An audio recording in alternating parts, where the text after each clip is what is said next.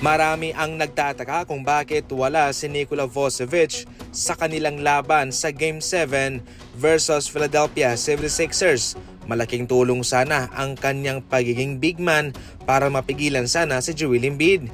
Pero imbis na palaruin, ito ho'y nakatanggap ng DNP o did not play. Hindi siya pinlaro, although healthy naman. Ginawa to ni Coach Joe Mazzulla dahil nag-i-struggle sa depensa itong si Nikola Vucevic.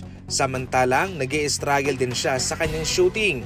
Wala siyang silbi kung itatapat mo siya kay Embiid.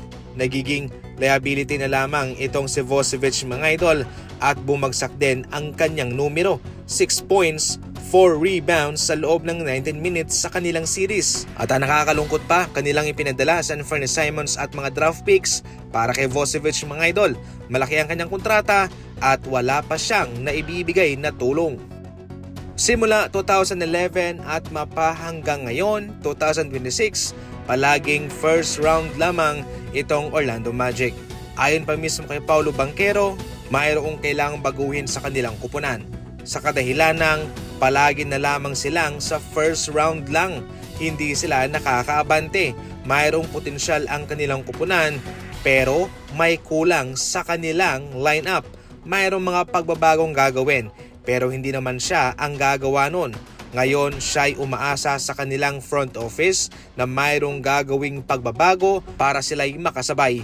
Although pinahirapan nila ang Detroit Pistons at mayroong tsansa ng makaabante sa second round, hindi pa rin pumaganda ang kanilang naging kampanya sa season ito sapagkat sa pangkabuuan ay nabigo silang makaabante. Posibleng sunggaban ng Los Angeles Lakers itong si Derek White ng Boston Celtics. Plano kasi ng Boston na siya'y i-trade na lamang.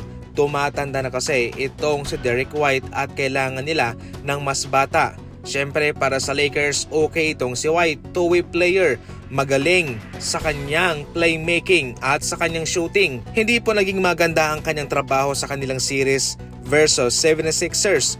Bumaba ang kanyang shooting mga idol at yung kanyang kontribusyon.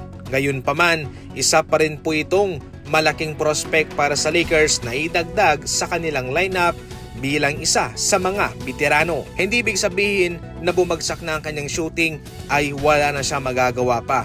Itong si White ay isang 3-and-D, isang shooter at isang defensive player.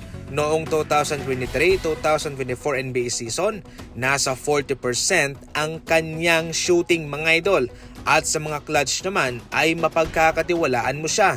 Ito yung tipong player na gusto mong ibigay, na gusto mong ilagay sa iyong kupunan kasama kay Luka, LeBron James at Reeves.